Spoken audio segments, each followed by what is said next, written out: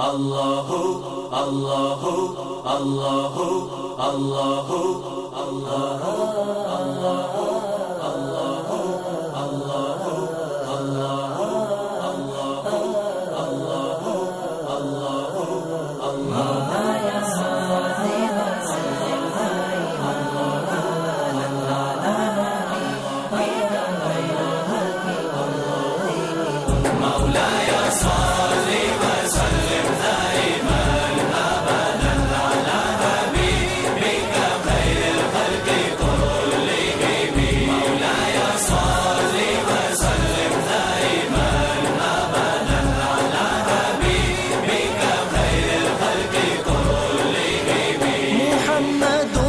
سيد الكونين والثقلين محمد محمد محمد سيد الكونين والثقلين والفريقين من غرب ومن عجم مولاي صل وسلم دائما ابدا على اعوذ باللہ من الشیطان الرجیم بسم اللہ الرحمن الرحیم۔ محترم ناظرین السلام علیکم ورحمۃ اللہ وبرکاتہ۔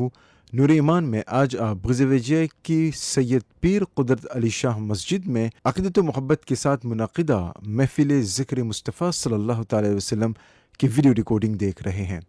مہمان خاص شیخ طریقت محسن ملت آل رسول اولاد غوث اعظم حضرت علامہ سید ہاشمی میاں دامت برکاتہم العالیہ رہے۔ آغاز کلام پاک کی چند آیت مبارکہ کی تلاوت سے کیا گیا۔ بغور و ادب سماعت کر کے اپنے دلوں کو منور و مجلہ فرمائیں۔ اعوذ باللہ من الشیطان الرجیم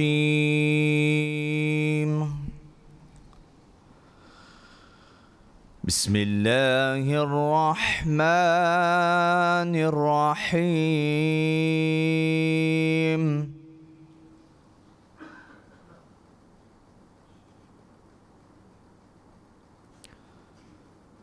ما كان على النبي من حرج فيما فرض الله له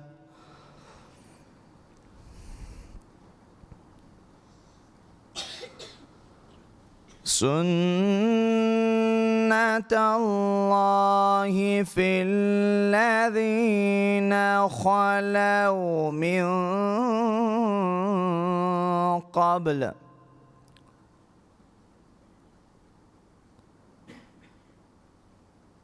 وكان أمر الله قدرا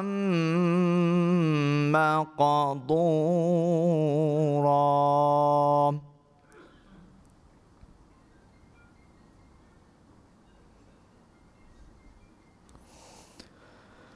الذين يبلغون رسالات الله ويخشونه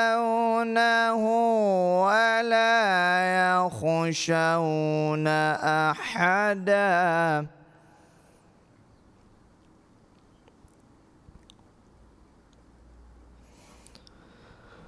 الذين يبلغون رسالات الله ويخشونه ولا يخشون أحدا إلا الله وكفى بالله حسيبا۔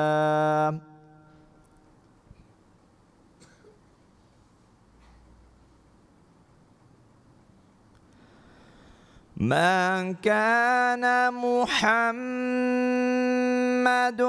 أبا أحد من رجالكم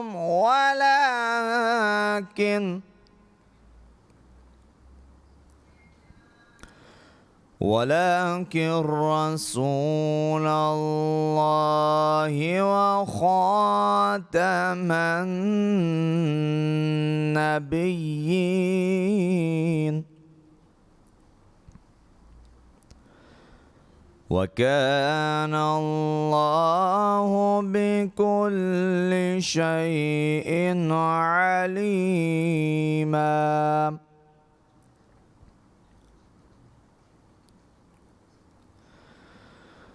ما كان محمد أبا أحد من رجالكم ولكن رسول الله وخاتم النبيين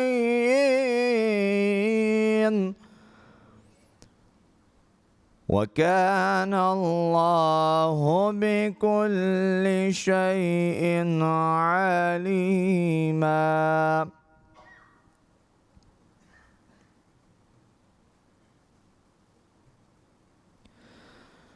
يا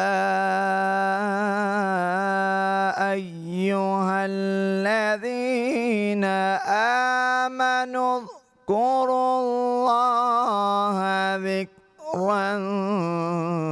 كثيرا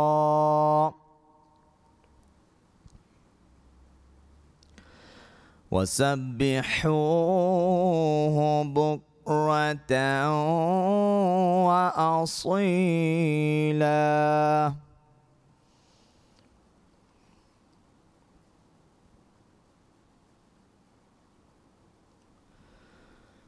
هو الذي يصلي عليكم وملائكته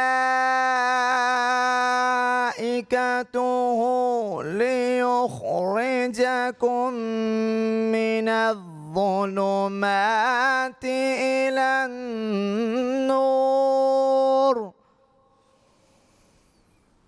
وكان بالمؤمنين رحيما.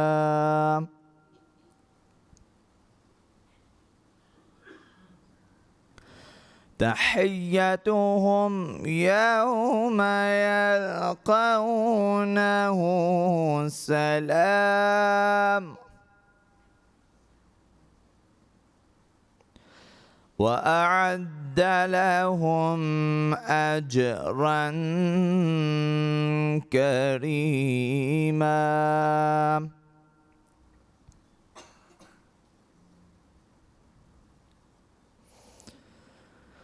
يا أيها النبي إنا أرسلناك شاهدا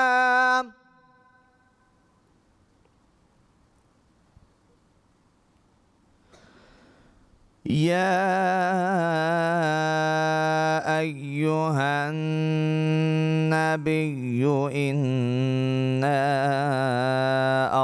أرسلناك شاهدا ومبشرا ونذيرا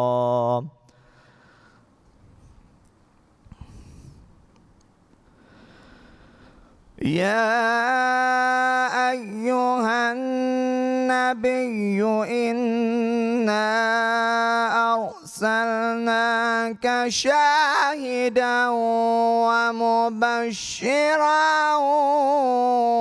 ونذيرا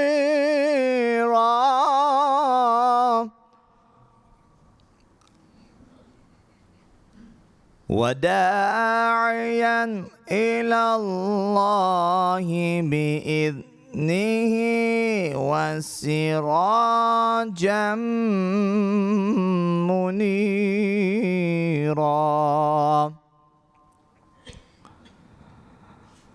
وبشر المؤمنين بأن لهم من الله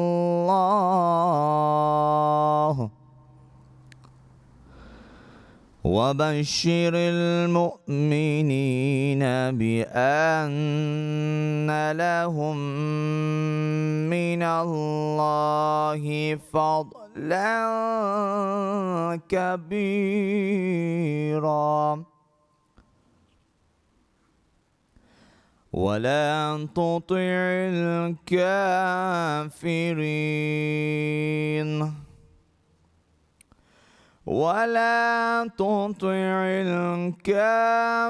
الكافرين والمنافقين ودع أذاهم وتوكل على الله وكفى بالله وكيلا صدق اللہ العظیم۔ قرآن میں جا بجا سرکار مدینہ صلی اللہ تعالی علیہ وسلم کی توصیف الثنا ہے۔ ہر ورق پر حضور اکرم صلی اللہ تعالی وسلم کی نعت رقم ہے۔ اس لیے کہا جاتا ہے کہ سارا قرآن ہی حضور صلی اللہ تعالی وسلم کی تعریف و توصیف ہے۔ قرآن سرکار کی رحمت کا گواہ ہے، قرآن حضور کی عظمت کا گواہ ہے، اور قرآن حضور کی رفعت کا گواہ ہے۔ بعد ازاں اہل بستی نے بارگاہ رسالت میں آپ صلی اللہ تعالی وسلم میں اس طرح حاضری دی۔ پل سے اتارو راہ گزر کو خبر نہ ہو، پل سے اتارو راہ گزر کو خبر نہ ہو، جبریل پر بچھائے تو پر کو خبر نہ ہو، جبریل پر بچھائے تو پر کو خبر نہ ہو، فریاد امتی جو کرے حال زار میں، فریاد امتی جو کرے حال زار میں، ممکن نہیں کہ خیر بشر کو خبر نہ ہو، ممکن نہیں کہ خیر بشر کو خبر نہ ہو، جبریل پر بچھائے تو پر کو اے شوق دل یہ سجدہ گر ان کو روا نہیں، اے شوق دل یہ سجدہ گر ان کو روا نہیں، اچھا وہ سجدہ کیجے کہ سر کو خبر نہ ہو، اچھا وہ سجدہ کیجے کہ سر کو خبر نہ ہو، جبریل پر بچھائے تو پر کو مصطفیٰ جانے رحمت پہ لاکھوں سلام، شمع بز میں ہدایت پہ لاکھوں سلام۔ وہاں کیا میں تبائیں غاص ہے والا تیرا وہاں کیا مرتبہ غوث ہے بالا تیرا اونچے اونچوں کے سروں سے قد والا تیرا اونچے اونچوں کے سروں سے قد والا تیرا سر بھلا کیا کوئی جانے کہ ہے کیسا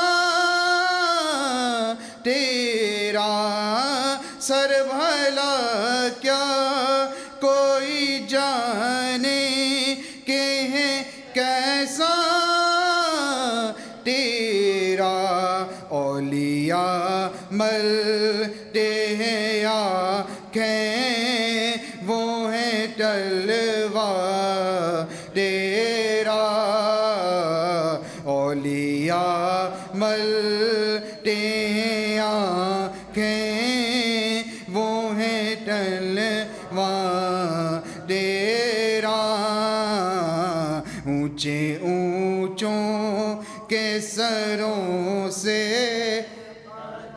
اعلیٰ تیرا کیا دبے جس پہ حمایت کا وہ پنچا تیرا کیا دبے جس پہ حمایت کا وہ پنچا تیرا شیر کو قدر میں لاتا نہیں کوتا تیرا شیر کو قدر میں لاتا نہیں کوتا تیرا اونچے اونچوں کے سروں سے مالا تیرا اس نشانی کے جو ست ہیں نہیں مارے جاتے اس نشانی کے جو ست ہیں نہیں مارے جاتے حشر تک میرے گلے میں رہ پتا تیرا حشر تک میرے گلے میں رہ پتا تیرا اونچے اونچوں کے سروں سے قد تیرا مصطفیٰ جانے رحمت پہ لاکھوں سلام شمع بز میں ہدایت پہ لاکھوں سلام سید پیر قدرت علی شاہ مسجد کے خطیب و امام مولانا محمد الیاس قادری دامت برکاتہم عالیہ نے ذکر کے حوالے سے یہ چند باتیں بتائیں۔ ذکر کی برکت پر کچھ 2-3 منٹ 2-3 باتیں بتا کر کے ذکر کی برکتوں کے حوالے سے میں اپنی بات ختم کر کے اپنے مہمان کے مائک حوالے کرتا ہوں۔ ہم اور آپ یہاں پر جس محفل کے اندر بیٹھے ہیں، محفل ذکر، یہ کوئی عام محفل نہیں ہے، بلکہ یہ ایسی بابرکت محفل ہے کہ بندہ اللہ تبارک و تعالیٰ کا ذکر کر کے اللہ کی بارگاہ میں اگر اپنے ہاتھوں کو اٹھاتا ہے تو اللہ رب العزت اس کی ہر ایک دعا کو قبول کرتا ہے۔ یہ محفل ذکر کی سب سے بڑی برکت ہے، اور یہ پروف ہے، یہ کوئی ہوائی فائرنگ نہیں کی جا رہی ہے، کوئی ادھر ادھر کی باتیں نہیں کی جا رہی ہیں، بلکہ یہ پروف کر کے دکھایا ہے ہمارے بزرگوں نے۔ ایک چھوٹی سی جو ہے بڑی خوبصورت اسٹوری بتا کر کے جو ہے میں حضرت کو مائک دیتا ہوں کہ پرانے زمانے میں ہم سب کو معلوم ہے کہ ٹرانسپورٹیشن سسٹم اتنا گڈ نہیں تھا، اتنا اچھا نہیں تھا، لوگ جو ہے پیدل بائی واک سفر کیا کرتے تھے۔ تو ایک بزرگ جو ہے اپنے گھر سے نکلے، شاید وہ اسلام کی تبلیغ کے لیے یا پھر جو ہے کسی اور پرپز کے لیے وہ ٹریول کر رہے تھے۔ راستے میں انہوں نے دیکھا کہ اب بھئی جو ہے مسجد قریب ہے، عصر کی اذان ہو گئی ہے، ایک بستی سے وہ نکل رہے تھے، تو انہوں نے سوچا کہ عصر کی اذان کے بعد میں جو ہے یہیں پر نماز ادا کرنے کے لیے رک جاتے ہیں۔ انہوں نے مسجد دیکھی اور مسجد کے اندر وضو کر کے نماز عصر ادا کی۔ نماز عصر ادا کرنے کے بعد میں وہ اکارڈنگ ٹو ہز روٹین وہ اپنے وظیفے کے اندر جو کچھ وہ روز کرتے تھے اس وظیفے کے اندر جو ہے بزی ہو گئے۔ مغرب کی اذان ہو گئی۔ اب جب مغرب کی اذان ہو گئی تو مغرب کے بعد میں نارملی جو ہے ڈارکنیس اتنی ہو جاتی ہے کہ آدمی جو ہے اپنے لیے ایزینس نہیں سمجھتا ہے کہ وہ بائی واک سفر کرے، آگے ٹریول کرے۔ لہٰذا انہوں نے سوچا کہ اب عشاء کی نماز کے بعد میں یہیں پر مسجد کے اندر آرام کر لیں گے۔ عشاء کی نماز پڑھنے کے بعد میں جب انہوں نے سوچا کہ میں یہیں پر آرام کر لوں، تو اب جو ہے ایسے اسٹرینجر بستی کے اندر اسٹرینجر پرسن تھے کہ کہیں کوئی ریلیٹیو بھی نہیں، کوئی پہچان والا بھی نہیں، کس کے گھر میں جائیں گے؟ لہٰذا مسجد اللہ کا گھر ہے اور یہاں کوئی روک ٹوک نہیں ہوتی ہے، مسافروں کا یہی ٹھکانہ ہوتا ہے۔ پرانے زمانے کے اندر لوگ کہیں بھی سفر کے مارے تھک جاتے تھے تو ان کی یہ عادت ہوتی تھی کہ وہ مسجد کے اندر اپنا بوریا بستر ڈال کے وہیں پر آرام کرنے لگے۔ لہٰذا انہوں نے بھی یہی سوچا کہ میں مسجد کے اندر آرام کر لیتا ہوں۔ جب مسجد کے اندر اپنا بستر نکالا اور سونے لگے تو اب جو ہے مسجد کا خادم ادھر سے دروازے بند کر رہا تھا۔ مسجد کی کھڑکیاں لافینت وغیرہ جو ہے بند کر کے وہ ان کے پاس میں آیا اور کہنے لگا جناب آپ کون ہیں؟ میں نہیں جانتا، کہاں سے آئے مجھے نہیں معلوم ہے، لیکن مسجد کی کمیٹی اس بات کی پرمیشن نہیں دیتی ہے کہ آپ اپنا بستر نکال کر کے مسجد کے اندر آرام کریں، مسجد کے اندر سوئیں۔ تو انہوں نے کہا بھئی آپ کو کیا پرابلم ہے؟ مسجد اللہ کا گھر ہے، اللہ نے تو منع نہیں کیا، آپ کیوں منع کرتے ہیں؟ آپ منع کرنے والے کون ہوتے ہیں؟ تو انہوں نے کہا کہ فار دا سیکیورٹی پرپز ہم آپ کو جو ہے اس بات کی پرمیشن نہیں دے سکتے کہ آپ جو ہے مسجد کے اندر بستر لگا کر کے آرام کریں۔ تو وہ بزرگ خادم کی بات مان کر کے اپنا بستر سمیٹ کر کے مسجد کے ڈور اسٹیپ پر چلا گیا۔ ڈور اسٹیپ پر جب وہ گئے وہاں پر بستر لگا کر کے، اب بھئی دروازے کے باہر تو وہاں پر تو مسجد کی کمیٹی کچھ نہیں کر سکتی، وہاں کون آبجیکٹ کرے گا؟ تو انہوں نے سوچا کہ یہ مسجد بھی نہیں ہے، خارج مسجد کا حصہ ہے، تو میں اپنا بستر لگا کر کے یہیں پر آرام کرتا ہوں۔ انہوں نے بستر نکالا اور وہیں پر جو ہے آرام کرنے کی سوچنے کی نیت سے جو ہے آرام کرنے لگے، بیٹھے وہاں پر۔ تو خادم دروازے وغیرہ بند کر کے وہاں بھی پہنچ گیا اور کہنے لگا کہ جناب آپ جو بھی ہیں، جہاں کہیں سے بھی آئے ہیں، آپ کہیں اور پہ آرام کرنے کے لیے چلے جائیں، مسجد کی کمیٹی اس بات کی پرمیشن نہیں دیتی ہے کہ مسجد کے گراؤنڈ میں بھی آپ جا کر کے آرام کریں، آپ کو اس بات کی پرمیشن نہیں ہے۔ مسجد کے جسٹ اپوزٹ سائڈ کے اندر ایک بیکر شاپ تھی، بیکری شاپ، اور وہ بیکر جو ہے بڑی دیر سے ان کی باتیں سن رہا تھا اور ان کے ہونے والی باتوں کو وہ دیکھ رہا تھا کہ کب سے جو ہے مسجد کا خادم اور یہ باہر سے جو وزٹر آئے ہوئے ہیں آپس میں لگاتار کنٹینیوسلی جو ہے ان کا کنورزیشن چل رہا ہے، کنٹینیوسلی ان کی باتیں چل رہی ہیں۔ تو اس بیکر سے رہا نہیں گیا، اس کی دکان بند کرنے کا ٹائم ہو رہا تھا، وہ اپنی شاپ کو کلوز کر کے مسجد کے ڈور اسٹیپ پہ آیا اور پوچھا، کہنے لگا بھئی معاملہ کیا ہے، ریزن کیا ہے، کیوں اتنا لمبا کنورزیشن تمہارے اندر ہو رہا ہے؟ تو خادم نے کہا کہ بات کچھ اور نہیں ہے، بات صرف اتنی ہے کہ یہ یہاں پر آرام کرنا چاہتے ہیں، یہ مسافر آدمی ہیں، کوئی وزٹر ہیں، لیکن جو ہے مسجد کی کمیٹی اس بات کی پرمیشن نہیں دیتی ہے کہ یہ یہاں پر آرام کریں، ان کو اجازت نہیں ہے۔ تو وہ بیکری شاپ والا بیکر کہنے لگا بزرگ سے، اس وزٹر سے، آپ برا نہ مانیں تو چلیں میرے گھر چلیں، وہاں پر رکنا، وہاں پر آرام کرنا۔ وہ بزرگ کہتے ہیں ٹھیک ہے، ویسے بھی میں اسٹرینجر ہوں، میرا کوئی ریلیٹیو بھی نہیں ہے، کوئی جاننے والا بھی نہیں۔ چلے گئے ساتھ میں۔ راستے میں جاتے ہوئے اس بزرگ نے جو ہے ایک چیز آبزرو کی، وہ آبزرو انہوں نے یہ چیز کی کہ وہ بندہ بیکری والا بیکر جو ہے پورے راستے کچھ نہ کچھ اللہ کا ذکر کرتے ہوئے، اللہ کی تسبیح بیان کرتے ہوئے جا رہا تھا۔ اب جو ہے دل کے اندر بار بار یہ بات امڑ رہی تھی کہ کب جو ہے راستہ طے ہو اور کب میں گھر جا کر کے اس سے یہ بات پوچھوں۔ لہٰذا وہ بزرگ راستے سے جو ہے راستہ کمپلیٹ ہوا، گھر گئے تو اس بیکر نے جو ہے بستر لگا دیا، وہاں پر آرام کرنے لگے۔ صبح اٹھنے کے بعد میں جب وہ فجر کی نماز کے لیے اٹھے، فجر کے بعد میں انہوں نے دیکھا کہ وہ بیکری والا اپنی بیکر کے لیے جو ہے اپنی شاپ کے لیے سامان پریپیئر کر رہا ہے، اور پریپیئر کرتے ہوئے وہ اللہ کا ذکر کرتا جا رہا ہے۔ تو اب جو ہے اس بزرگ نے فائدہ اٹھایا اور کہنے لگے اللہ کے بندے، میں رات سے تمہیں ایک چیز بڑی آبزرو کر رہا ہوں، وہ یہ ہے کہ تم کثرت کے ساتھ ود ابنڈنس اللہ کا جو ہے ذکر کرتے رہتے ہو۔ کیا تمہیں ذکر کی برکتیں ملی ہیں؟ ذکر کی برکتیں ملی ہیں، اس لیے کہ اللہ کا تو وعدہ ہے نا، فَاذْكُرُونِي أَذْكُرُكُمْ، تم میرا ذکر کرو میں تمہارا ذکر کروں گا۔ کہا کہ تمہیں ذکر کی برکتیں ملی ہیں؟ اس نے کہا ہاں مجھے ذکر کی برکتیں ملی ہیں۔ کہا ذکر کی برکتیں کون سی تمہیں ملی ہیں؟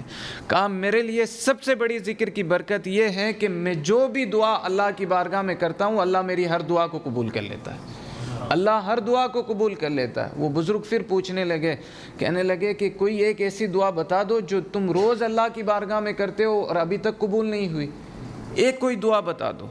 کہا ہاں میرے دل کے اندر یہ بڑا ارمان ہے، بڑی تمنا ہے، اور روز میں اللہ کی بارگاہ میں اپنے ہاتھوں کو اٹھا کر کے یہ دعا کرتا ہوں کہ اے مالک، میرے زمانے کے، میرے وقت کے سب سے بڑے امام احمد بن حنبل سے میں ملاقات کرنا چاہتا ہوں، اے اللہ تو ان کا دیدار کرا دے، اے اللہ تو ان کا دیدار کرا دے، روز میں یہ دعا مانگتا ہوں۔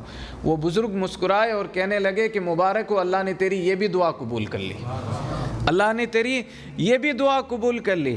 اب ذرا سوچیں، ذکر کی برکت سے بندہ اگر دعا کرتا ہے اور دعا یہ کرے کہ میں وقت کے سب سے بڑے امام سے ملاقات کرنا چاہتا ہوں، تو اب جو ہے وسائل اور ریسورس اللہ رب العزت ایسے پیدا کر دیتا ہے کہ بندے کو کہیں اور جانے کی بھی ضرورت نہیں۔ جس کے دیدار کی خواہش ہوتی ہے، اللہ رب العزت اس کو خود کو جو ہے ان کے گھر پہ بھیج دیتا ہے۔ یہ دعا کا، یہ ذکر کی برکت ہے کہ ذکر کی برکت سے بندہ اگر جو بھی دعا کرتا ہے، اللہ رب العزت اس کی ہر دعا کو قبول کرتا ہے۔ لہٰذا محفل ذکر میں جہاں کہیں بھی آپ رہیں، کسی بھی بستی سے آپ آئیں، آپ کی مسجد میں بھی ذکر جمعرات کے دن یا پیر کے دن جب بھی محفل ذکر ہو تو ضرور اس کو اٹینڈ کیا کریں اور ضرور اللہ کا ذکر کیا کریں۔ اللہ کا ذکر بڑا پاورفل ہے، بڑا برکت والا ہے، اور ایسی برکتیں ہیں کہ بغیر اللہ کی توفیق کے کوئی محفل ذکر میں نہیں آ کر کے بیٹھتا۔ ہم جو آپ یہاں پر بیٹھے ہیں نا، یہ اللہ کی توفیق سے ہے۔ اس کا مطلب یہ ہے کہ اللہ کی نظر عنایت ہمارے اوپر ہے، اللہ کا کرم ہمارے اوپر ہے، تب جا کر کے ہم یہاں پر آ کر کے بیٹھے ہیں۔ لہٰذا محفل ذکر کو ضرور اٹینڈ کیا کریں۔ اللہ رب العزت ہم سب کو ذکر کے فیضان سے فیضیاب فرمائے، اور اللہ رب العزت اس سعادت اور اس توفیق کو ہم سب کے لیے دائمی مقدر فرمائے۔ اللہ تعالیٰ نے اپنے محبوب صلی اللہ علیہ وسلم کو ایسا بنایا ہے کہ نہ اس سے پہلے ایسا کوئی بنایا ہے، نہ بعد میں کوئی بنائے گا۔ سب سے اعلیٰ، سب سے اجمل، سب سے افضل، سب سے اکمل، سب سے انور تمام کلمات مل کر بھی حضور صلی اللہ علیہ وسلم کی شان کو بیان کرنے سے قاصر ہیں، کیونکہ رب قدیر نے پہلے ہی اپنے حبیب صلی اللہ علیہ وسلم کا ذکر بلند کر دیا ہے۔ معجزات مصطفیٰ صلی اللہ علیہ وسلم کی نوات پر مقرر شعلہ بیان جید عالم دین مولانا محمد غفران قادری رضوی دامت برکاتہ عالیہ نے قرآن و حدیث کی روشنی میں یہ چند کلام کہے۔ ہر زمانہ مصطفیٰ کا زمانہ ہے، ہر زمانہ مصطفیٰ کا زمانہ ہے۔ وہ ہر عالم کی رحمت ہیں، کسی عالم میں رہ جاتے، یہ ان کی مہربانی ہے کہ یہ عالم پسند آیا۔ ہر زمانے کی آپ رحمت ہیں، ہر زمانے کی آپ رحمت ہیں، ہر زمانہ میرے حضور کا ہے، ہر زمانہ میرے حضور کا ہے۔ ہمارے یہاں انڈیا میں اتر پردیش جہاں سے ہم آتے ہیں، ہمارے شہر کے بالکل بغل میں لگا ہوا ایک شہر ہے، بڑا شہر ہے مراد آباد۔ مولانا سید نعیم الدین مراد آبادی رحمۃ اللہ علیہ کا شہر۔ حضرت مولانا سید نعیم الدین مراد آبادی صد اللہ فاضل کے استاد حضرت علامہ گل محمد رحمۃ اللہ تعالی علیہ، ان کا زمانہ تھا۔ وہ اس کی مراد آباد کی جامع مسجد کے حوض پر تشریف فرما تھے۔ ایک بقدعیدہ ربیع الاول شریف کا مہینہ آیا، اس نے آ کر کے حضرت سے سوال کیا۔ اس نے کہا کہ یہ آپ جو ہے حضور کا میلاد مناتے ہیں، چلو حضور کے میلاد مناتے ہو، اس زمانے میں آپ حضور کا میلاد مناتے ہو، اس کا بتاؤ کہ صحابہ کے زمانے میں حضور کا میلاد تھا کہ ابو بکر صدیق نے منایا، عمر فاروق نے منایا، جو آج آپ 14 صدیوں کے بعد مناتے ہو۔ حضرت مولانا گل محمد رحمۃ اللہ علیہ نے جواب ارشاد فرمایا، یہ بتا یہ زمانہ تیرے باپ کا ہے؟ وہ زمانہ اگر مصطفیٰ کا، یہ زمانہ کس کا ہے؟ آپ فرما دیں یہ زمانہ بھی مصطفیٰ کا ہے، وہ زمانہ بھی مصطفیٰ کا ہے۔ یہ بات جب بریلی شریف اعلیٰ حضرت امام اہل سنت تک پہنچی تو اعلیٰ حضرت امام اہل سنت نے فرمایا یہ کسی عارف باللہ کا جواب ہے، بولو سبحان اللہ.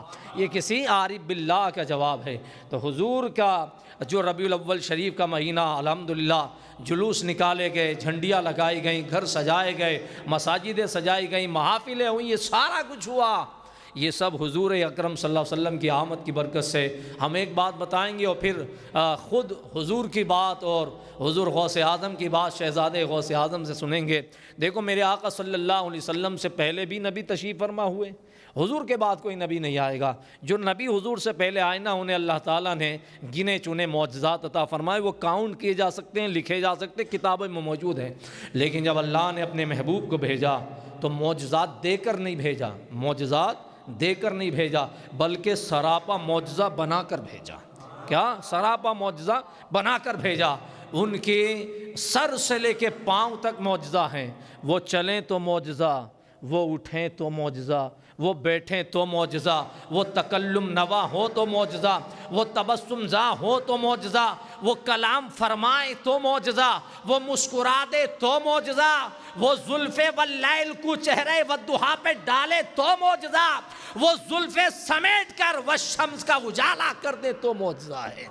ہر ادا، ہر کروٹ معجزہ ہے. اللہ کے حبیب علیہ السلام کو ان گنت معجزات عطا فرمائے. میرے آقا علیہ السلام کا چہرہ پاک معجزہ، ابرو معجزہ، مصطفیٰ کی پلکیں معجزہ، آنکھیں معجزہ، پیشانی معجزہ، منہ مبارک معجزہ، ہونٹ شریف معجزہ، زبان معجزہ، ہر چیز معجزہ ہے. میرے آقا علیہ السلام کی انگلیاں، ہاتھ معجزہ، انگلیاں معجزہ میرے آقا علیہ السلام کی. یاد رکھو ہاتھ کا یہ عالم ہے. اعلیٰ حضرت فرماتے ہاتھ جس سمت اٹھا غنی کر دیا، موج بحر سماحت پہ لاکھوں سلام. یہ انگلیاں نا اللہ کے حبیب علیہ السلام کی انگلیوں کا کتنا فیض ہے. اور کیسی انگلیاں! میرے آقا ہجرت فرما کے مدینہ شریف گئے، چند سال کے بعد مکہ عمرہ کرنے آئے. بیچ میں ایک جگہ ہے بالکل مکہ کے قریب، اس کا نام ہے حدیبیہ. اس صلح حدیبیہ، اس کو بعد میں صلح حدیبیہ بھی کہتے ہیں، وہاں صلح ہوئی تھی، صلح نامہ لکھا گیا تھا. اس حدیبیہ کے مقام پر حضور کو روک دیا کہ آپ نہیں جا سکتے. تقریباً 1500 یا 1600 صحابہ حضور کے ساتھ میں تھے. کفار کو یہ ہوا کہ شاید یہ جائیں گے تو کہیں جنگ نہ چھڑ جائے، اس لیے اللہ کے حبیب کو وہاں مقام پر روک دیا. جو لمیٹیڈ اس وقت ان کے پاس کھانے پینے کے سامان تھے وہ ختم ہو چکے تھے، اور اس کے علاوہ جناب والا ان کے پاس پانی بھی ختم ہو گیا. حضرت جابر بن عبداللہ کہتے ہیں کہ ہم سب حضرت جابر کے پاس آئے. ہم نے کہا پانی ختم ہو گیا، کچھ کیجئے. انہوں نے کہا ہمارے پاس بھی پانی نہیں، ہم کیا کریں؟ انہوں نے کہا ہمارے پاس ایک آئیڈیا ہے کہ کیا ہے کہ حضور کی بارگاہ میں چلو، اگر پانی بھی ختم ہو گیا تب بھی حضور عطا فرمائیں گے. حضرت جابر بن عبداللہ کہتے ہیں ہم حضور کی بارگاہ میں آئے. حضور ایک چھوٹے سے پیالے میں وضو فرما رہے تھے، چند قطرے پانی کے بچے ہوئے تھے. ہم نے عرض کی یا رسول اللہ پانی ختم ہو گیا ہے، لوگ پیاسے ہیں، وضو نہیں کیا، بہت سے لوگوں کو وضو کرنا ہے. یا رسول اللہ بہت سے لوگوں کو پانی پینا ہے. اللہ کے حبیب علیہ السلام نے ارشاد فرما پانی چاہیے؟ میرے آقا علیہ الصلوۃ والتسلیم نے وہ جو پیالہ جس سے وضو کیا تھا، چند قطرے پانی کے تھے، امام الانبیاء نے اپنا دست مبارک اس میں رکھا. حضرت جابر بن عبداللہ فرماتے میں نے دیکھا کہ مصطفیٰ کی انگلیوں کی گھائیوں سے پانی کے چشمے جاری ہو گئے. حضور نے فرمایا جابر کہو لوگ آ جائیں پانی پیئے. لوگ آتے گئے، پانی پیتے چلے گئے. جنہیں وضو کرنا تھا وضو کر لیا، جنہیں مشکیزیں بھرنے تھے بھر لیے. پانی ختم نہیں ہوا. کسی نے پوچھا جابر بتاؤ تم کتنے لوگ تھے جو پانی ختم نہیں ہوا؟ حضرت جابر کہتے لو کن مئۃ الف لکفانا، اگر ہم 1,00,000 بھی ہوتے تب بھی پانی کافی ہو جاتا. بل کننا 15 مئہ، ہم 1,00,000 نہیں تھے، 1500 تھے، لیکن پانی ہم سب کو کافی ہو گیا تھا. بتائیے اتنا چھوٹا سا پیالہ ہے، حضور نے دست کریم رکھا اور فرمایا 1500 لوگوں کو حضور نے پانی پلا دیا. اعلیٰ حضرت فرماتے انگلیاں ہیں فیض پر، ٹوٹے ہیں پیاسے جھوم کر، ندیاں پنجاب رحمت کی جاری ہیں واہ واہ. انا فی تشم و سخا کا عتم، اے گیسوئے پاک ابر کرم، برسن ہارے رم جھم دو بوند ادھر بھی گرا جانا. جانتے حضور کی 2 بوند اگر مل جائیں تو کیا ہے؟ 2 بوند اگر حضور کی مل جائیں تو پھر کیا ہوگا؟ اعلیٰ حضرت فرماتے ہیں جس کی 2 بوند ہیں کو سرو سلسبیل، ہے وہ رحمت کا دریا ہمارا نبی۔ ناظرین، اس وقت آپ سید پیر قدرت علی شاہ مسجد میں عقیدت و محبت کے ساتھ منعقدہ محفل ذکر مصطفیٰ صلی اللہ تعالی وسلم کی ویڈیو ریکارڈنگ دیکھ رہے ہیں۔ اخلاق انسان کا ایک ایسا جز ہے کہ جس کے اندر یہ صفت یعنی خوبی پائی جاتی تو سمجھ لیجئے کہ وہ کامل انسان ہے۔ اخلاق ایک ایسی دوا ہے جو دل و دماغ دونوں کو غذا پہنچاتا ہے۔ حضور اکرم صلی اللہ تعالی وسلم نے علم اور عبادت کی زینت اخلاق کو قرار دیا ہے۔ محفل کے روح رواں حضرت علامہ سید ہاشمی میاں دامت برکاتہم عالیہ نے قرآن و حدیث کی روشنی میں یہ سبق آموز باتیں بتائیں۔ حضرت عبد الرحمن بن عوف صحابی رسول ہیں۔ انہوں نے ایک مرتبہ ارادہ کیا کہ میں حضور صلی اللہ تعالیٰ علیہ وسلم کے چہرے کا دیدار کراؤں، لہذا گھر سے نکلے مسجد نبی کی طرف کہ حضور کو دیکھ لوں، حضور کے چہرے کی زیارت کر لوں۔ ابھی مسجد کے دروازے پر پہنچے ہی نہیں تھے، ابھی تھوڑی دور تھی مسجد کا دروازہ کہ کیا دیکھا کہ مسجد کے دروازے سے، مسجد نبوی کے دروازے سے اللہ کے رسول صلی اللہ تعالیٰ علیہ وسلم باہر نکلے اور دوسری طرف جانے لگے۔ حضرت عبد الرحمن بن عوف پیچھے، اللہ کے رسول صلی اللہ تعالیٰ علیہ وسلم آگے۔ عبد الرحمن بن عوف نے حضور کو آواز دینا مناسب نہیں سمجھا، دور سے آواز نہیں دی کہ یا رسول اللہ ٹھہر جائیے، میں آپ سے ملاقات کے لیے آیا ہوں، آپ کے چہرے کا دیدار کرنے آیا ہوں، آپ کو دیکھنا چاہتا ہوں۔ صحابی رسول ادب کا تقاضا جانتے تھے اور یہ بھی جانتے تھے کہ یہ وہ نبی کی بارگاہ ہے جن کو پکارنا، دور سے چلانا بے ادبی ہے، دور سے چلانا بے ادبی ہے۔ اور اللہ تبارک و تعالیٰ نے اس کے لیے قرآن میں آیت کریمہ بھی نازل فرمائی۔ حضرت قیس ایک صحابی رسول تھے، صحابی رسول ہیں، وہ اونچا سنتے تھے، یعنی بہرے تھے۔ بہرے لوگوں کی عادت ہوتی ہے وہ اونچا بولتے ہیں، وہ سب سمجھتے ہیں کہ سبھی بہرے ہیں، اس لیے بہرے لوگ جتنے ہیں وہ بولتے ہیں تو آواز اونچی ہوتی ہے، ان کی بلند ہوتی ہے۔ تو حضرت قیس بیمار ہیں، بھئی بہراپن ہونا یہ تو بیماری ہے، اللہ کی طرف سے عارضہ ہے۔ تو حضرت قیس جب حضور کی بارگاہ میں آتے، حضور کے بارگاہ میں بیٹھتے اور حضور سے بات چیت کرتے تو ان کی آواز اونچی ہو جاتی، بلند ہو جاتی۔ اللہ کے رسول نے کچھ نہیں کہا، ان کا اونچے پکارنا، اللہ کے رسول نے انکار نہیں کیا، کچھ ٹوکا بھی نہیں، روکا بھی نہیں، کیونکہ حضور جانتے تھے کہ ان کو بہرا پن ہے، لہذا وہ چلا کر کے بات کرتے ہیں۔ لیکن اللہ تبارک و تعالیٰ کو یہ پسند نہیں آیا کہ کوئی میرے حضور کی بارگاہ میں اونچی آواز سے بات کرے۔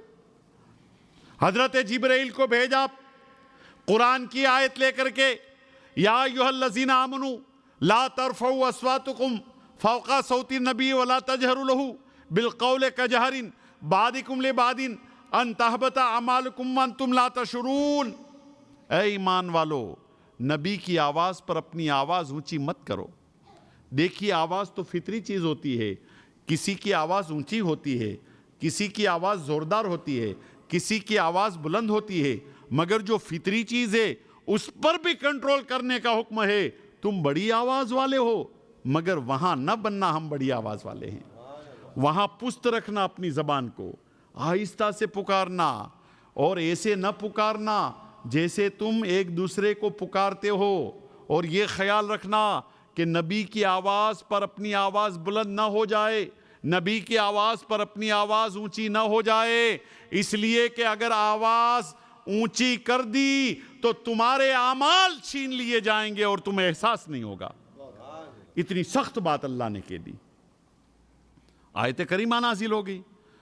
حضرت قیس کو جب پتہ چلا تو رونے لگے، آنکھوں سے آنسو جاری ہو گئے، میرے لیے آیت اتر گئی، میں تو جہنمی ہو گیا۔ مسجد میں آنا چھوڑ دیا، مسجد میں آنا چھوڑ دیا۔ جب بہت سارے دن ہوئے کہ حضرت قیس مسجد میں نہیں آ رہے تھے تو حضور نے پوچھا حضرت قیس کو کیا ہو گیا, مسجد میں کیوں نہیں آ رہے؟ تو صحابی پہنچے حضور کا پیغام لے کر کے حضرت قیس کی بارگاہ میں, جاؤ اے قیس مسجد میں کیوں نہیں آ رہے ہو؟ رونے لگے, میں تو جہنمی ہو گیا, میرے لیے اللہ تبارک و تعالیٰ نے قرآن میں آیت کریمہ نازل فرما دی.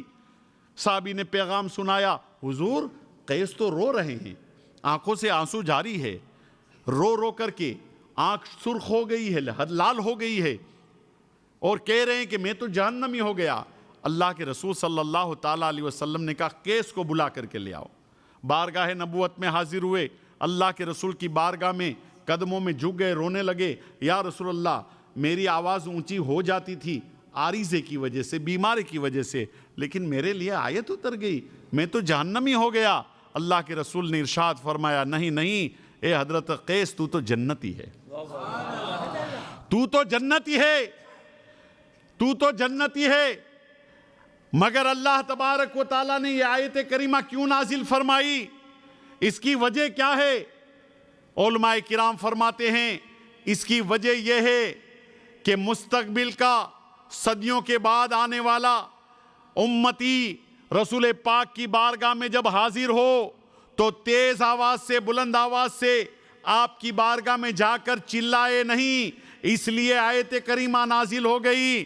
اس لیے کہ اگر یہ آیت نازل نہیں ہوتی اور حضور کی بارگاہ میں لوگ چلاتے, شور شرابہ کرتے, اور کوئی کہتا ادب کا تقاضا ہے حضور کی بارگاہ میں چلاؤ مت, شور شرابہ مت کرو, تو وہ کہتا کہ بلند آواز سے پکارنا, چلا کر پکارنا یہ حضرت قیس کی سنت ہے, یہ صحابی رسول کی سنت ہے. اس لیے اللہ نے آیت نازل فرما دی کہ حضرت قیس کا معاملہ الگ ہے, مگر میں میرے محبوب کے ادب کی آیت نازل اس لیے کر رہا ہوں کہ جب حضور کی بارگاہ میں جاؤ تو چلاؤ نہیں, بلند آواز سے حضور کے پاس بات چیت مت کرو. اور جب سے آیت کریمہ نازل ہوئی معاملہ کیا ہوا, سیدنا صدیق اکبر کو دیکھو, عمر فاروق اعظم کو دیکھو, حضرت عثمان کو دیکھو, مولا کائنات کو دیکھو, سلمان فارسی کو دیکھو, عبد الرحمن بن عوف کو دیکھو, حضرت طلحہ کو دیکھو, حضرت زبیر کو دیکھو,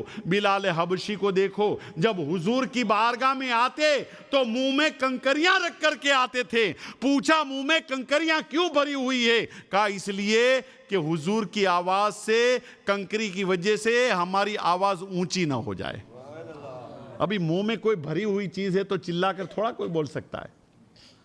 جو لوگ پھاکی کیا بولتے ہیں, گٹکا کھانے کی جس کو عادت ہے, تمباکو کھانے کی عادت ہے, یا وہ مانک چند ویمل کھانے کی عادت ہے, تو وہ کیا چلا کر کے بول سکتا ہے؟ اگر بولے گا بھی تو سامنے والے کے کپڑے خراب ہو سکتے. اس لیے صحابہ کرام منہ میں کنکریاں رکھ کر آتے تھے کہ کہیں ایسا نہ ہو حضور کی بارگاہ میں ہماری آواز اونچی ہو جائے. اس لیے کہ اللہ تبارک و تعالیٰ نے قرآن میں فرمایا ہے نبی کی بارگاہ میں جب جاؤ تو ادب کے ساتھ جاؤ, اور نبی کو ایسا نہ پکارو تم ایک دوسرے کو پکارتے ہو, اور نبی کی آواز پر اپنی آواز کو بلند نہ کرو. تو حضرت عبد الرحمن بن عوف نے چلانا مناسب نہیں سمجھا. حضور چلتے گئے, چلتے چلتے چلتے چلتے مدینہ سے باہر نکلے. حضرت عبد الرحمن بن عوف پیچھے ہیں, حضور کو جب پا لوں گا, مل لوں گا.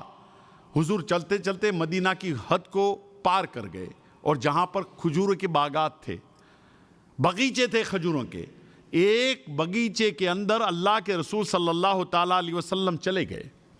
حضرت عبد الرحمن بن عوف پیچھے تھے, دور تھے, تھوڑا جانے میں دیر لگی, وہ بھی باغ کے اندر تشریف لائے. جب باغ کے اندر پہنچے تو کیا دیکھا کہ اللہ کے رسول صلی اللہ تعالیٰ علیہ وسلم نے اپنے پیشانی کو سجدے میں جھکایا ہے خدا کی بارگاہ میں, اور اللہ کی حمد کر رہے, تعریف کر رہے. حضرت عبد الرحمن بن عوف پیچھے ادب کے ساتھ کھڑے ہو گئے کہ جب اللہ کے رسول سجدے سے سر کو اٹھائیں گے تو حضور سے مل لوں گا. بڑی دیر ہو گئی, حضور سجدے میں ہیں, سجدہ ریز ہے, اللہ کی حمد کر رہے ہیں, لیکن ذرہ برابر بھی حرکت نہیں, ذرہ برابر بھی حضور کے جسم میں حرکت نہیں. تو عبد الرحمن بن عوف کے دل میں خیال آیا, وسوس آیا کہ کہیں ایسا تو نہیں کہ حضور پردہ کر گئے ہوں, حضور کی روح قفس انصری سے پرواز کر گئی ہو، حضور اس دنیا سے چلے گئے، ان کے دل میں ایک وسوسہ آیا۔ جب یہ وسوسہ آیا تو آپ نے دیکھنے کے لیے پاؤں کی جانب سے، پیچھے کی جانب سے جہاں پر حضور کا سر مبارک تھا اس طرف آ گئے دیکھنے کے لیے کہ معاملہ کیا ہے۔ کئی دیر ہو گئی، بہت دیر ہو گئی، حضور سجدے سے سر کو نہیں اٹھا رہے۔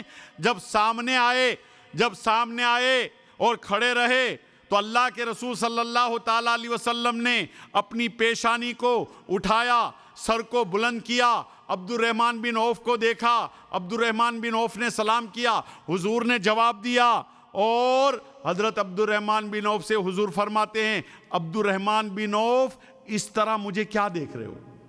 اس طرح مجھے کیا دیکھ رہے ہو؟ ایسے گھر گھر کے مجھے کیا دیکھ رہے ہو؟ اللہ کے رسول، اب دیکھیے صحابی رسول ہے، وہ جانتے ہیں کہ یہ وہ نبی کی بارگاہ ہے کہ یہاں کچھ چھپانا نہیں چاہیے، دل میں ہمارے کچھ ہو، زبان پر کچھ ہو، ایسا نہیں ہو سکتا۔ اس لیے کہ میں جس نبی کے بارگاہ میں کھڑا ہوں وہ پوچھ رہے ہیں عبد الرحمن بن عوف کیا سوچ رہے ہو، اور اگر میں نے زبان سے کچھ کہہ دیا تو حضور جان جائیں گے، اس لیے کہ جو عرش کی بات بتاتا ہو وہ دل کے حالات سے واقف نہیں ہوگا کیا؟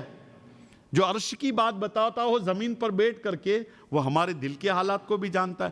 یا رسول اللہ، جب کافی دیر ہو گئی سجدے سے سر کو نہیں اٹھایا تو ایک وسوسہ آیا کہ کہیں آپ اس دنیا ہم کو چھوڑ کر چلے تو نہیں گئے۔ اللہ کے رسول صلی اللہ تعالیٰ علیہ وسلم سے کہا، یا رسول اللہ اتنا لمبا سجدہ کیوں کیا؟ آپ نے اتنا لمبا سجدہ اللہ کی بارگاہ میں کیوں کیا؟ کیا وجہ ہے؟ تو اللہ کے رسول نے ارشاد فرمایا، اے عبد الرحمن بن عوف، تم جانتے ہو میں نے اتنا لمبا سجدہ کیوں کیا؟ نہیں یا رسول اللہ، فدا کا بھی امی، میرے ماں باپ آپ پر قربان ہو جائیں۔ صحابہ کرام کا طریقہ یہ تھا، جب حضور سے بات کرتے تو پہلے یہ کہتے، فدا کا بھی امی، میرے ماں باپ آپ پر کے اوپر قربان ہو جائیں۔ یا رسول اللہ، مجھے معلوم نہیں کہ آپ نے لمبا سجدہ کیوں کیا۔ کہا جب میں باغ کے اندر داخل ہوا تو حضرت جبرائیل اللہ کا پیغام لے کر کے آئے۔ یا رسول اللہ پیغام کیا تھا؟ کہا جبرائیل نے کہا اللہ نے پیغام بھیجا ہے، اے اللہ کے رسول، آپ پر آپ کا کوئی امتی محبت سے درود پاک پڑھے گا، سلام بھیجے گا تو اللہ تبارک و تعالیٰ بھی اس پر درود پڑھے گا اور اس پر سلام بھیجے گا۔ اللہ بھی اس پر درود پڑھے گا، اللہ بھی اس پر سلام پڑھے گا، لہذا بلند آواز سے آپ درود پاک پڑھ لو۔ اللہم صلی علی سیدنا و مولانا محمد مبارک وسلم صلاۃ و سلام علیک یا رسول اللہ۔ آپ جو ترنم کے ساتھ درود پاک پڑھتے ہیں، یہی ترنم کے ساتھ ہمارے گجرات میں، انڈیا میں، اونا شہر میں بھی یہی درود پاک پڑھا جاتا تھا، طرز کے ساتھ، اللہم صلی علی سیدنا و مولانا محمد۔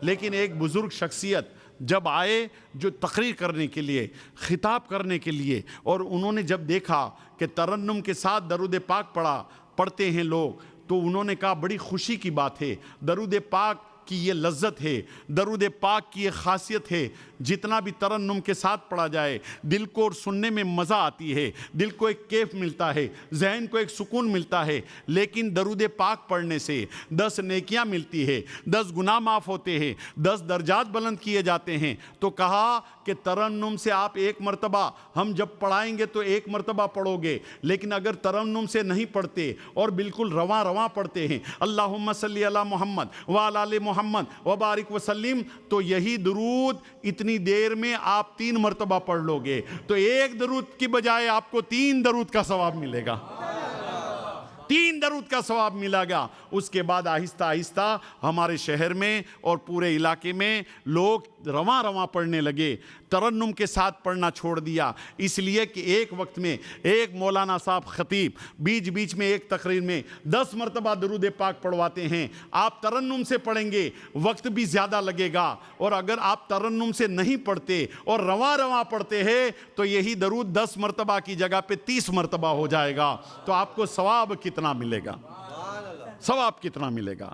ٹھیک ہے، یہ بزرگ کی بات تھی جو میں نے آپ کے سامنے بتا دیا۔ पढ़िए दरूद पाक अल्लाहुम्मा सल्ली अला सय्यदना मौलाना मुहम्मदिन मुबारक वसल्लम सलातु व सलाम अलैका या रसूल अल्लाह। कुछ अशार सुन लीजिए। मेरा ये दस्तूर है, जब खिताब करता हूँ तो पहले दरूद पाक की फ़जीलत बयान करता हूँ और उसके बाद जो है मैं अल्लाह के रसूल सल्लल्लाहु ताला अलैहि वसल्लम की बारगाह में चंद अशार पेश करता हूँ। लोग नाते मुस्तफ़ा पढ़ते हैं तरन्नुम के साथ। मेरी आवाज़ इतनी अच्छी नहीं है कि मैं तरन्नुम के साथ नात शरीफ पढ़ूँ, लेकिन तहते लफ्ज़ में आपको नाते मुस्तफ़ा सल्लल्लाहु ताला अलैहि वसल्लम के अशार सुना देता हूँ। उफ़क़ के सुर्ख होंठों पर कभी लाली नहीं होती। उफ़क़ के सुर्ख होंठों पर कभी लाली नहीं होती। रसूल पाक न होते तो खुशहाली नहीं होती। रसूल पाक न होते तो खुशहाली नहीं होती। और कसम अल्लाह की, हाशमी मेरा ईमान कहता है, न होता गुंबदे खदरा तो हरियाली नहीं होती। न होता गुंबदे खदरा तो हरियाली नहीं होती। और महशर में वो नूरानी चादर में छुपाएंगे। महशर में वो नूरानी चादर में छुपाएंगे। घबराओ न दीवानो सरकार बचाएंगे। घबराओ न दीवानो सरकार बचाएंगे। और मुश्किल की घड़ी होगी, दरियाए अमल होगा। मुश्किल की घड़ी होगी, दरियाए अमल होगा। टूटी हो भले कश्ती, टूटी हो भले कश्ती, वो पार लगाएंगे। टूटी हो भले कश्ती, वो पार लगाएंगे।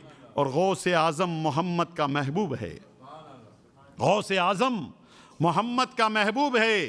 गौसे आज़म ज़माने का सुल्तान है। गौसे आज़म की हर जा मची धूम है। गौसे आज़म का घर घर में फैज़ान है।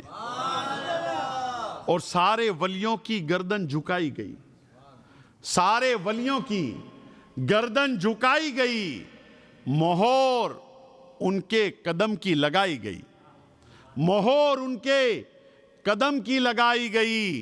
चाहे औताद हो, चाहे अब्दाल हो, मेरे गौसे जली का मदहे ख्वाह हैं। और उसने चोरों को देखा, वली कर दिया। आया था वो चोर, नीयत तो उसकी चोरी की थी, मगर अल्लाह वालों के यहाँ जो आते हैं उन्हें तो फिर अल्लाह ही का पता मिलता है। उन्हें तो अल्लाह ही का पता मिलता है। आया वो चोरी करने की नीयत से, लेकिन चोरी करने की नीयत से आया और आपके पलंग के नीचे छुप गया, आपके बेड के नीचे छुप गया। रात का वक्त हुआ। रात का जब वक्त हुआ, हज़रते खिज़र अलैहिस्सलाम हुज़ूर गौस पाक की बारगाह में तशरीफ़ लाए। सलाम किया, हुज़ूर गौस पाक से अर्ज़ की, खिज़र क्यों आए हो रात की इतने वक्त? फ़लाँ जगह के कुतुब का इंतकाल हो गया है।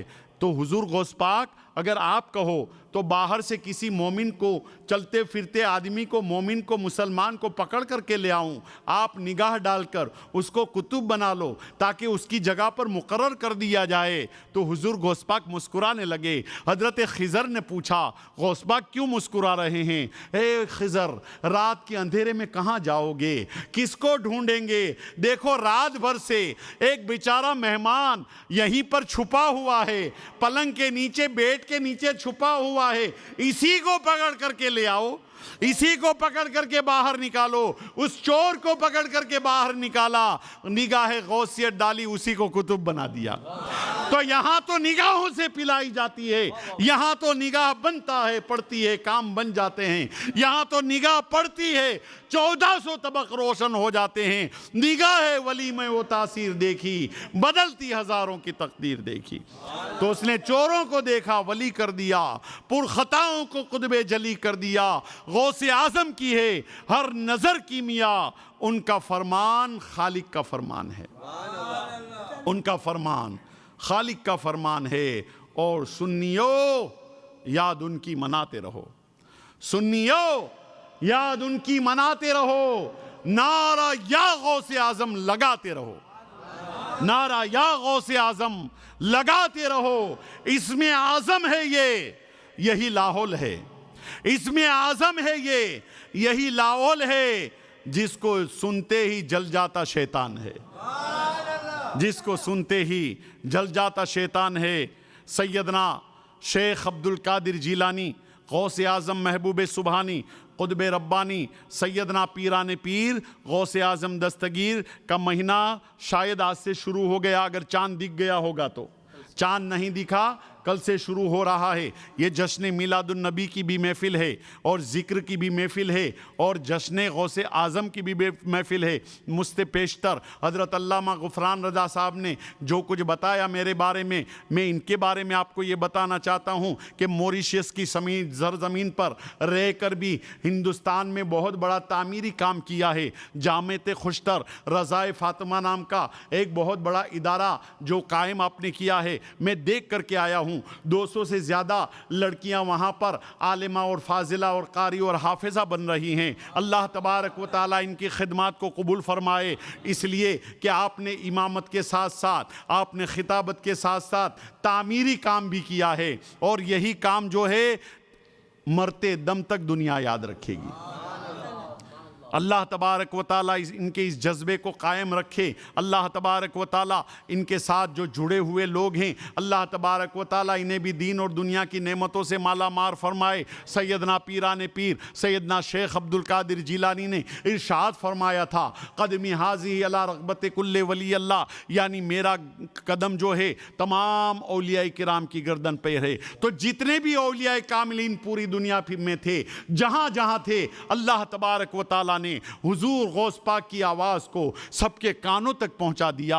آپ تو بغداد میں تھے، کوئی ہندوستان میں اللہ والا تھا، کوئی پاکستان میں اللہ والا تھا، کوئی بنگلہ دیش میں اللہ والا تھا، کوئی UK میں اللہ والا تھا، کوئی افریقہ میں اللہ والا تھا۔ جتنی بھی پوری دنیا ہے، ہر جگہ اللہ کے ولی موجود تھے۔ سب کو کے کانوں میں حضور غوث پاک کی آواز اللہ تبارک و تعالیٰ نے پہنچا دی۔ جب غوث پاک کی آواز سب کے کانوں میں پہنچی تو سب نے اپنی گردنوں کو جھکا دیا اور کہا، بل الراس ولینی، اے حضور غوث پاک، آپ کا قدم ہماری گردن پر نہیں بلکہ آپ کا قدم تو ہمارے سر اور آنکھوں کے اوپر ہے۔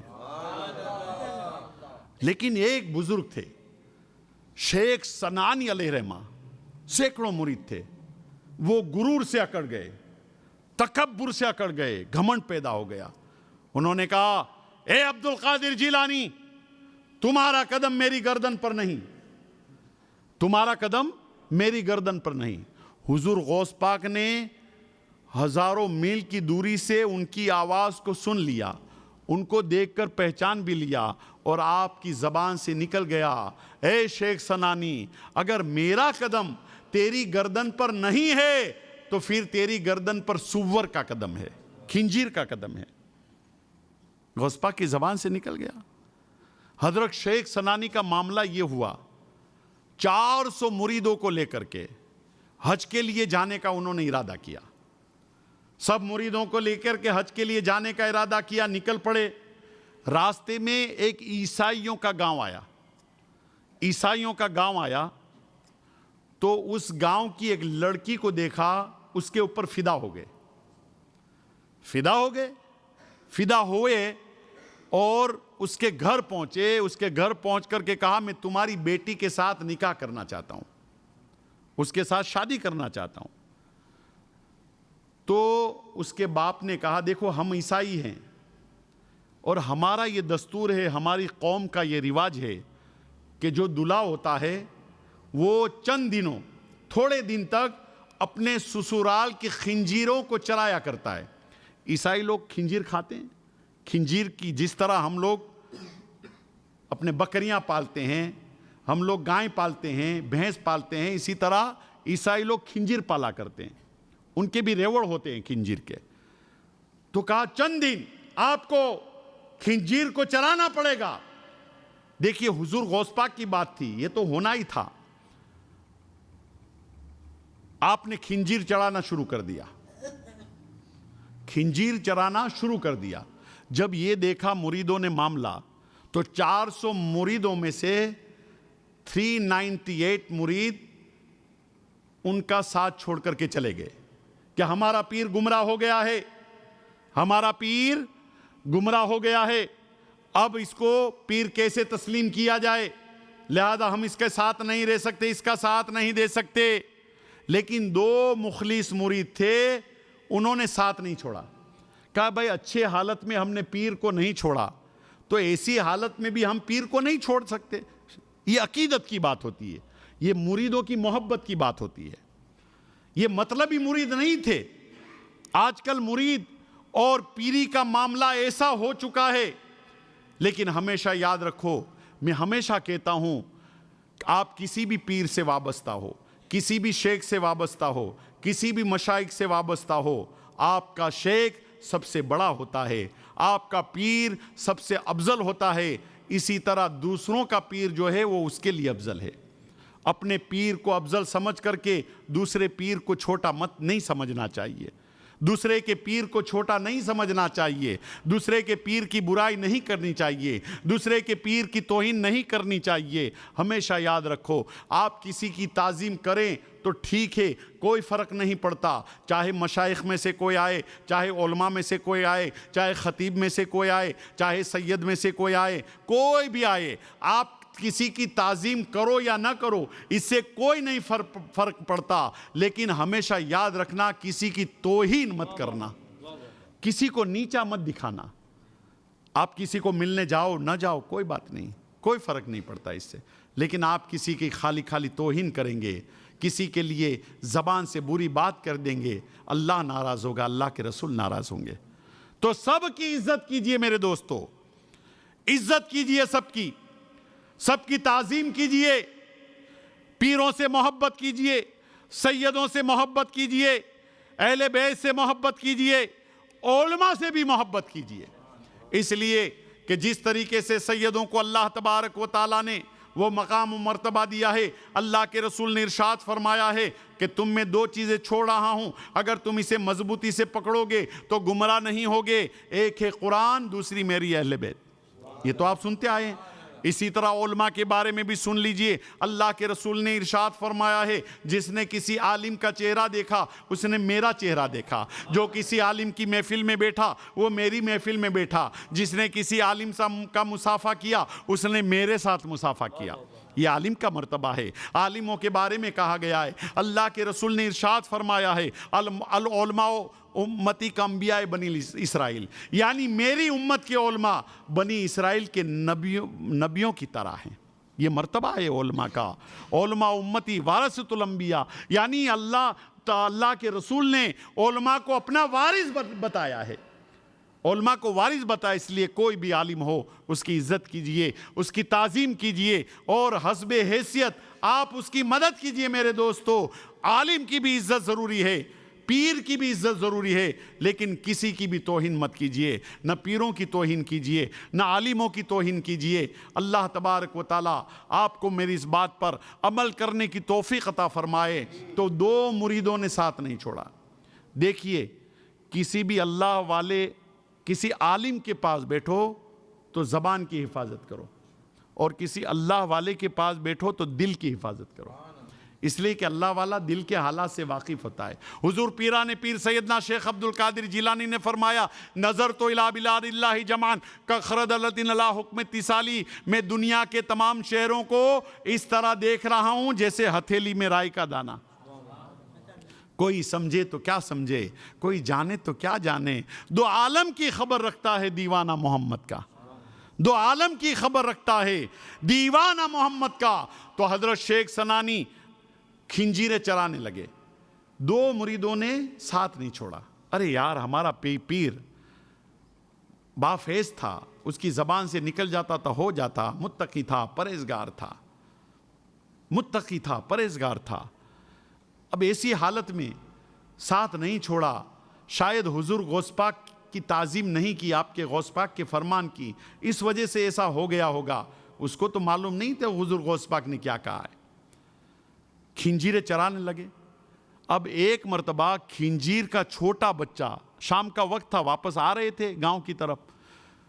اب اندھیرا قریب تھا, مغرب سورج غروب ہونے والا تھا, لہذا ایک کھنجیر کے بچے کو کانٹا لگا تو وہ چل نہیں رہا تھا. سوچا یہ آہستہ آہستہ چلے گا تو دیر ہو جائے گی گاؤں پہنچنے میں, اس لیے آپ نے وہ کھنجیر کو اپنے کاندھے پر اٹھا لیا. غوث پاک کی بات تھی وہ ثابت ہو گئی. گوس پاک نے کہا تھا نا اگر میرا قدم نہیں تو خنجر کا قدم تمہارے کاندھوں پر ہوگا.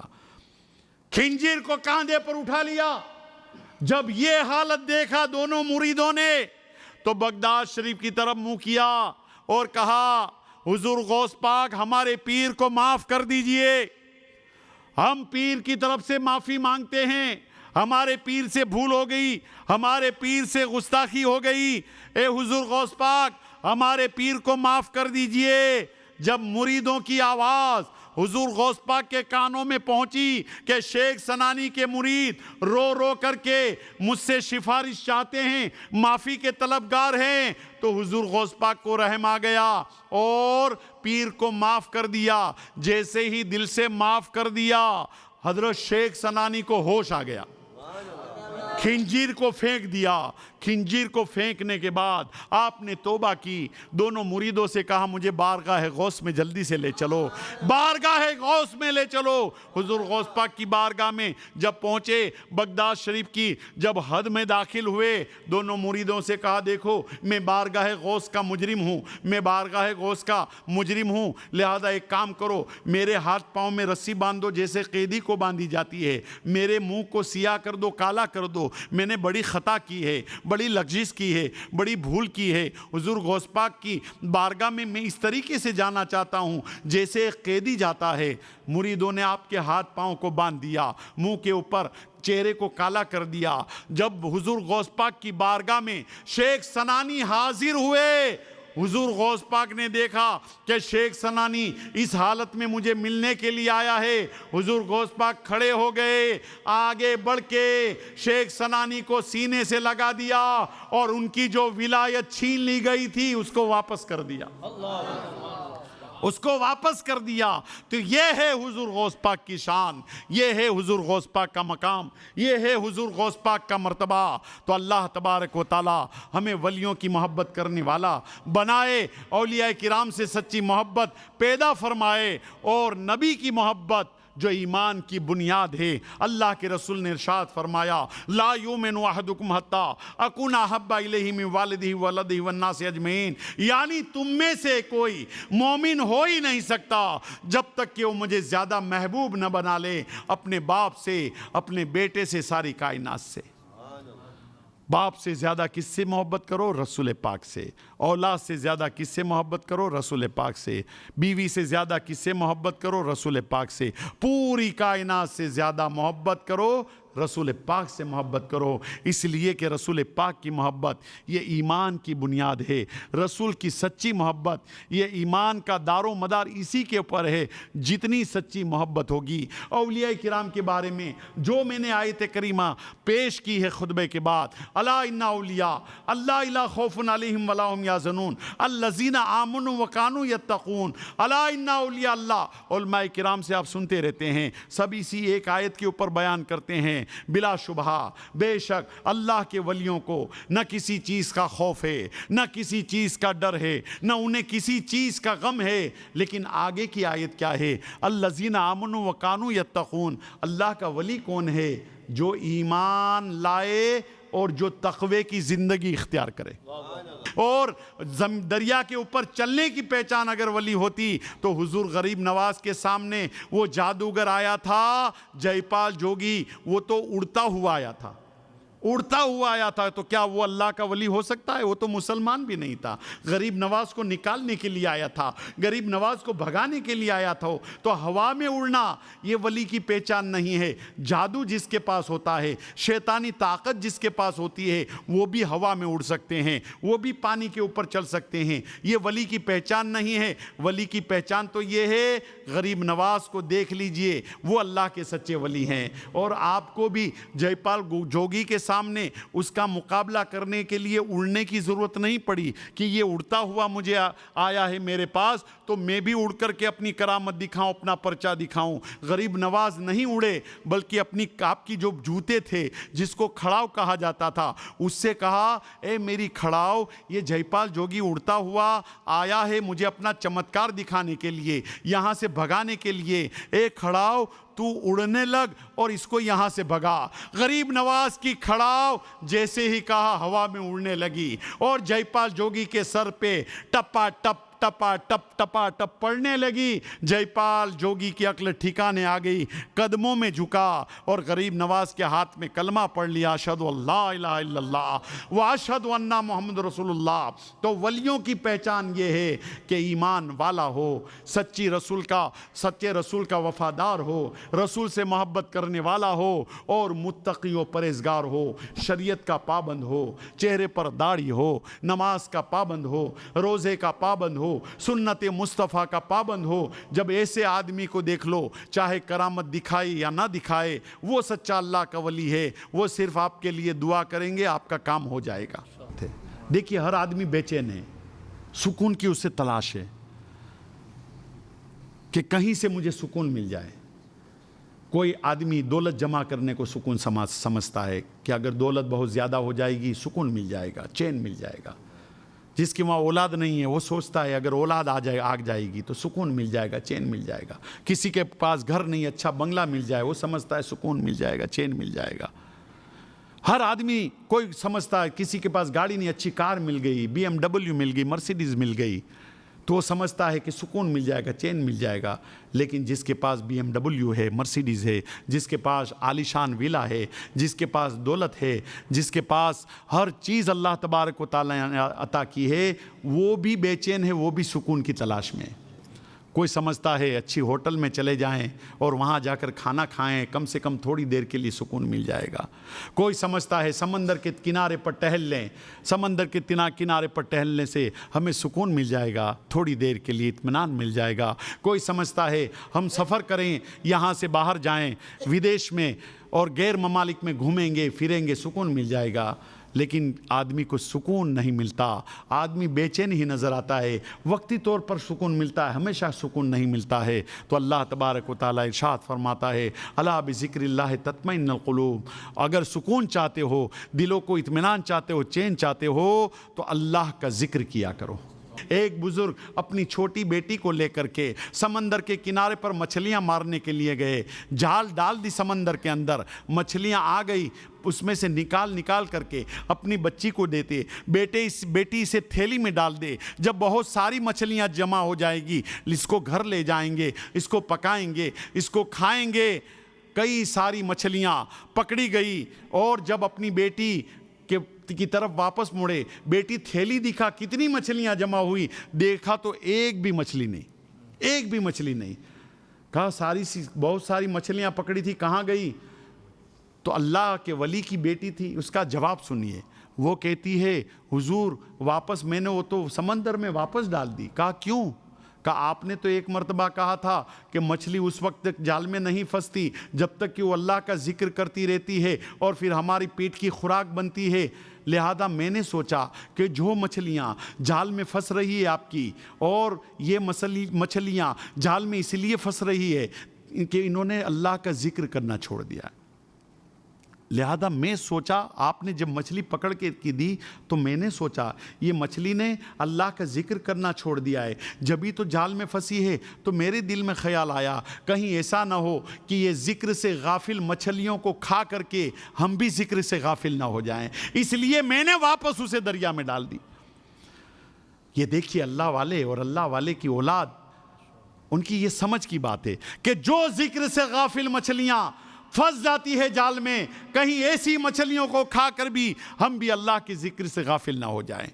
हजरत जुनैद बगदादी की बारगाह में एक शख्स आया, तोता पिंजरे में कैद करके आपको तोहफे में दिया, बहुत पसंद आया आपको, घर में लटका दिया तो तोते को, पिंजरे के अंदर बंद है तोता, आप रोज़ाना उसको खाना 2 टाइम खिलाते, अपने हाथों से जुनैद बगदादी खाना खिलाते तोते को।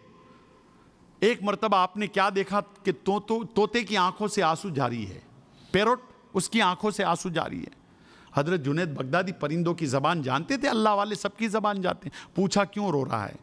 कहा मुझे अपने भाई बहनों की, अपने रिश्तेदारों की, अपने अजीज़ व अकारिब की याद आ रही है, इसलिए रो रहा हूँ। कहा अच्छा क्यों याद आ रही है? कहा याद तो आएगी ना, जुदा हो गया हूँ रिश्तेदारों से, भाई बहनों से जुदा हो गया हूँ, अपनी बिरादरी से जुदा हो गया हूँ। कहा क्यों जुदा हुआ? कहा इसलिए जुदा हुआ कि मैं अल्लाह का जिक्र करता था تو بھائی کے ساتھ تھا، بہنوں کے ساتھ تھا، اپنی برادری کے ساتھ تھا. ایک دن اللہ کے ذکر سے غافل ہو گیا، ذکر کرنا بھول گیا، ذکر کرنا چھوڑ دیا، تو شکاری نے مجھے پکڑ لیا اور پکڑ کر کے پنجرے میں قید کر کے آپ کو تحفے میں دے دیا.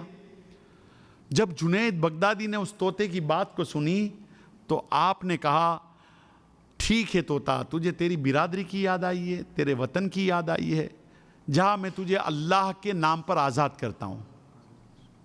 پنجرے کا دروازہ کھولا، طوطے کو آزاد کر دیا. وہ طوطا روزانہ حضرت جنید بغدادی کی بارگاہ میں حاضر ہوتا، تھوڑی دیر آپ کے پاس رہتا، پھر چلا جاتا. برسوں تک یہ دستور رہا. جب جنید بغدادی وصال کر گئے، جب جنید بغدادی پردہ کر گئے اور آپ کی لاش مبارک آپ کی میت کو غسل دینے کے بعد، کفن دینے کے بعد رکھا گیا تھا، دنیا کی نظروں نے کیا دیکھا کہ وہ طوطا آیا، آپ کے قدموں میں گرا اور اس کی بھی روح پرواز کر گئی، اس کی بھی روح پرواز کر گئی. حضرت جنید بغدادی کا انتقال ہو گیا. کفن دفن کرنے کے بعد آپ کا ایک بہت اچھا دوست تھا، بہت قریبی دوست تھا، اس نے خواب دیکھا. جنید بغدادی سے پوچھا اے جنید بغدادی، اللہ نے تمہارے ساتھ کیا سلوک کیا؟ کہا میں نے جو کچھ نیکیاں کی ہے اس کا بدلہ تو مجھے اللہ نے الگ سے دیا ہے، لیکن خوف خدا کی وجہ سے جو طوطے کو آزاد کیا تھا، اللہ نے صرف ایک نیکی کی سبب سے اللہ نے مجھے جنت عطا فرما دی. تو یہ ذکر کی بات ہے. اللہ تبارک و تعالی ہمیں ذکر کرنے کی توفیق عطا فرمائے. اللہ کی یاد میں مشغول رہیے، اللہ کا ذکر کرتے رہیے، تاکہ اللہ خوش ہو جائے گا. اور جب تک اللہ خوش رہے گا ہمیں کوئی مصیبت نہیں آ سکتی، ہمیں کوئی تکلیف نہیں آ سکتی. اللہ تبارک و تعالی ہمیں ذکر کرنے کی توفیق عطا فرمائے. ناظرین، بغز وجہ کی سید پیر قدرت علی شاہ مسجد میں منعقدہ محفل ذکر مصطفیٰ صلی اللہ تعالی وسلم نام سے منسوب پروگرام صلاۃ السلام اور دعا سے اختتام کو پہنچا. یہ پروگرام بھی پائے تکمیل کو پہنچ جائے گا. آپ کی توجہ کے لیے شکریہ. اگلی ملاقات تک انور کو اجازت. السلام علیکم ورحمۃ اللہ وبرکاتہ. ہم غریبوں کے آقا پہ بے حد درود، ہم فقیروں کی سربت پہ لاکھوں سلام. مصطفیٰ جان رحمت پہ لاکھوں سلام. شب اسرا کے دولا پہ دائم درود، نوشے بزم جنت پہ لاکھوں سلام. مصطفیٰ جان رحمت پہ لاکھوں سلام. غوث اعظم امام التقیٰ والنقیٰ، جلوہ شان قدرت پہ لاکھوں سلام. مصطفیٰ جان رحمت پہ لاکھوں سلام. کاش محشر میں جب ان کی آمد اور بھیجے سب ان کی شوکت پہ، مجھ سے خدمت کے قدسی کہیں ہاں رضا. مصطفیٰ جان رحمت پہ لاکھوں سلام. شمع بز میں ہدایت پہ لاکھوں سلام. الصلاة والسلام علیک یا رسول اللہ، الصلاة والسلام علیک یا قاسم رزق اللہ، وعلی آلک واصحابک یا شفیعنا یوم الجزا. کہ اللہ ہم گناہوں سے شرمندہ ہے، ہم اپنے گناہوں سے توبہ کرتے، ہماری خطاؤں کو معاف فرما. یا اللہ ہمارے دلوں کو اخلاص کے ساتھ اپنے دین کی طرف پھیر دے. یا اللہ ہم کو سچا اور پکا مسلمان بنا دے، نماز کا پابند بنا دے، ہماری عبادتوں کو قبول فرما. یا اللہ ہمارے قدموں کو صراط مستقیم پر قائم رہنے والا بنا دے. یا اللہ بے روزگاروں کو حلال روزی نصیب فرما، قرض داروں کو قرض داری سے نجات دے، بیماروں کو بیماری سے شفا اور تندرستی عطا فرما. پروردگار عالم جو بے اولاد ہیں انہیں اولاد عطا فرما، جو اولاد والے ہیں ان کی اولاد کو نیک و صالح و فرما بردار بنا دے۔ پروردگار جن کے بچے اور بچیاں جوان ہیں غیب سے رشتے بھیج دے۔ پروردگار پورے عالم کے مسلمانوں کی جان مال عزت کی حفاظت فرما، اسلام کا بول بالا فرما، فلسطین کے مسلمانوں پر اپنا رحم فرما، اپنا فضل فرما، اپنا کرم فرما۔ پروردگار عالم پیر سید قدرت اللہ شاہ مسجد میں ہم حاضر ہیں، پروردگار آج کی اس محفل کو اپنے حبیب پاک کے صدقے میں قبول فرما۔ غوث اعظم کا فیضان عطا فرما، غوث اعظم کے صدقے میں اٹھے ہوئے ہاتھوں کی لاج رکھ لے، ہماری ہر جائز تمنا کو پورا فرما، جائز مقاصد کو پورا فرما، جائز آرزوؤں کو پورا فرما۔ جن جن حضرات نے دام درم قدم سخن حصہ لیا نے دین اور دنیا کی نعمتوں سے مالا مال فرما۔ ان اللہ و ملائکتہ یصلون علی النبی یا ایھا الذین آمنوا صلوا علیہ وسلموا تسلیما۔ اللہم صلی علی سیدنا مولانا محمد وعلی آل سیدنا مولانا محمد بارک وسلم۔ صلاۃ و سلام علیک یا رسول اللہ صلی اللہ تعالی علیہ وسلم۔ سبحان ربک رب العزۃ عما یصفون وسلام علی المرسلین والحمد للہ رب العالمین۔ اللہ اللہ اللہ اللہ اللہ